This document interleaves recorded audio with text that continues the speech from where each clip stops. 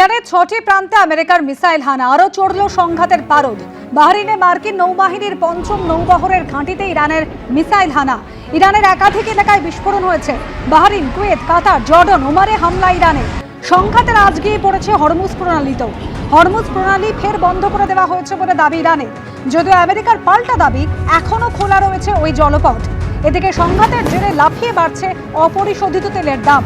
আন্তর্জাতিক বাজারে অপরিশোধিত তেলের দাম বেড়েছে 4.16%। সংঘাতের জেরে রক্তক্ষরণ ভারতীয় শেয়ার বাজারে। বাজার খুলতেই হুড়মুড়িয়ে পড়ল সেন্সেক্স, নিফটি।